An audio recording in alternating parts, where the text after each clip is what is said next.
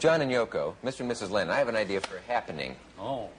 Let's let the audience ask us anything that happens to be on its mind. Wow, that's real crazy, Dick. I'd really like to do it. Well, far out, man. Where's your nerve, baby? Oh, there's already a man in the aisle. How convenient. Yes. I'd like to know how you write your songs and how you think your songs have progressed since you first started.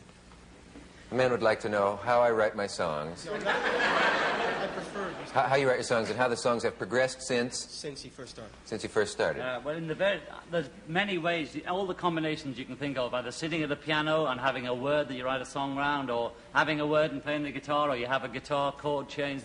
Any combination of that. The best ones are usually inspirational, which will just sort of come, you know, when you're not expecting it, and you just go and write it out almost in full. The earlier songs. In the early days, Paul and I, we wanted to be the Goffin and King of England, you know. Goffin and King were very big those days, and we used to want to be Buddy Holly and Goffin King, etc. And so we wrote pop songs with a kind of mind that that's a pop song, you know, like Bubblegum, and that's real life. And I used to write sort of in his own right, and the books I wrote then, like Spaniards in the Work, with one half of my brain, and the other half I sort of would churn out pop songs. And then with the advent of Dylan and a few other interesting people I'd meet or hear about, I suddenly realized I was being silly and that I should put all my energy into writing the song, into the lyric. So then I transferred any writing ability I had completely to the songs. And the song lyric got better and the structure of the words got better, and they became as important as the tune then. And then I think the songs are better. I've had a lot more experience than I had when I was 20.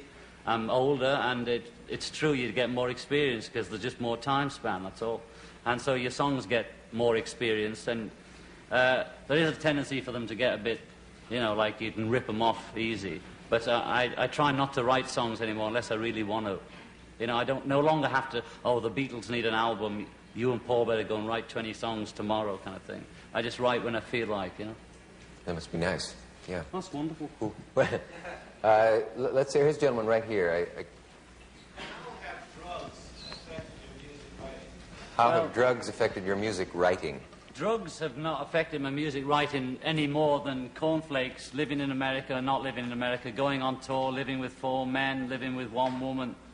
The drugs were no more a help or a hindrance to creating, and I don't believe in creation, but to writing songs than any other experience I've had in life.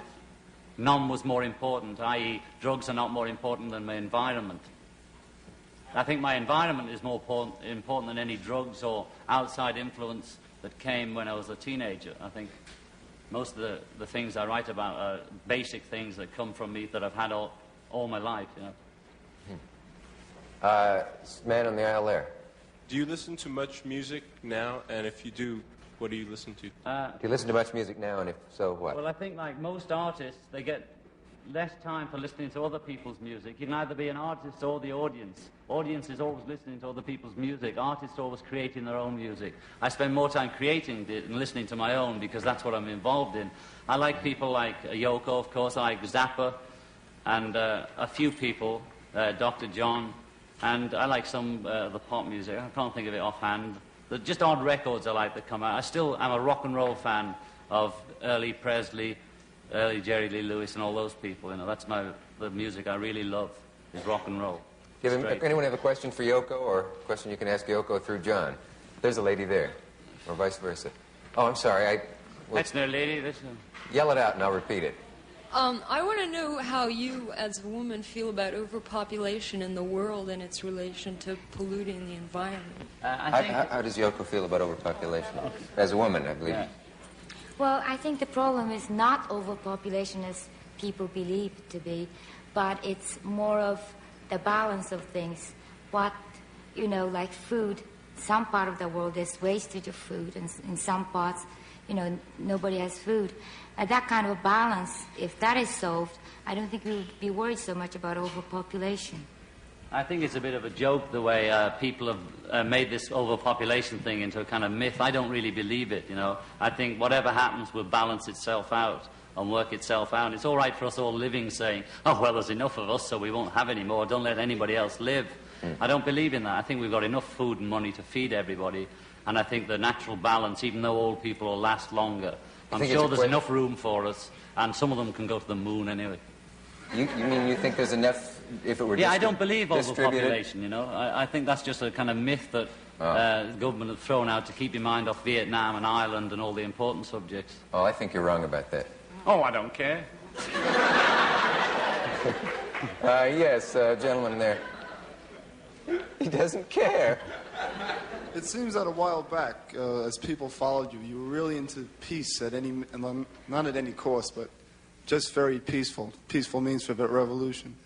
And I read an article in Ramparts, and you were into violent revolution.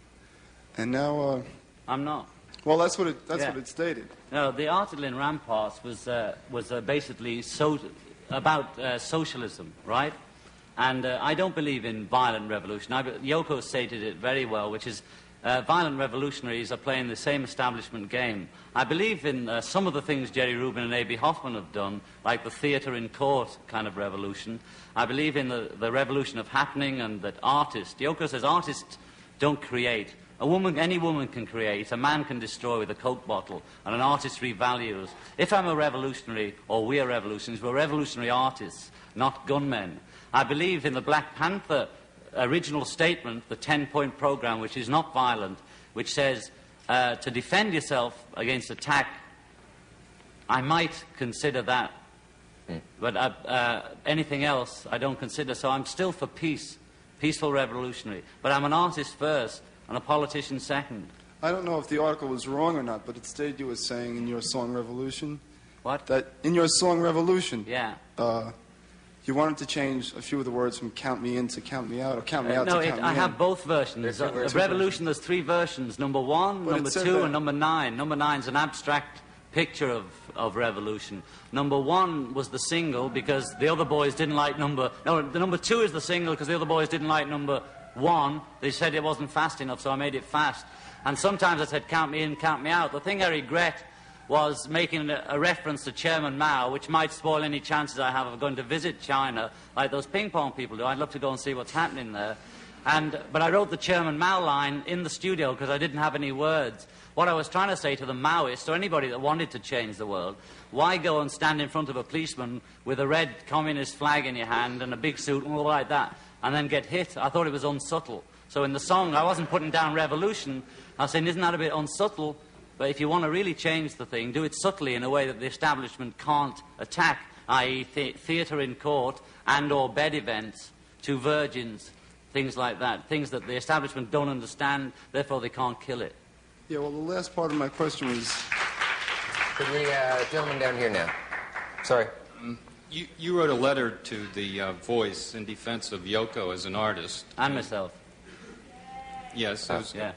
And what is the question? It was a rather strong letter. Yeah. And I wondered if you've regretted it since, especially in the light of the strong reaction that it has provoked. I don't mind if a few fat liberals got excited about my letter.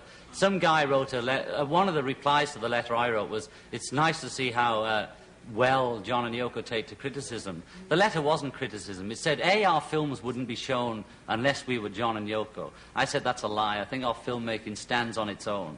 That'll be proved by them standing on their own. They've been accepted in many festivals. I don't see why Mr. Carlton can't accept them. He said Yoko was a has-been artist that was no good anyway. He's never seen her work, read her books, or seen any of our films. Now, instead of going into an intellectual liberal load of guff, I just told him to sod off. And did he? Yeah, I hope he did. I don't feel like spending... I'm not an intellectual. I'm not articulate. I'm working class, and I use few words. I use the words that the people around me used when I was a child. I talk like that. So if somebody's going to say a lot of shit, I'll say a lot of shit. It's as simple as that, you know?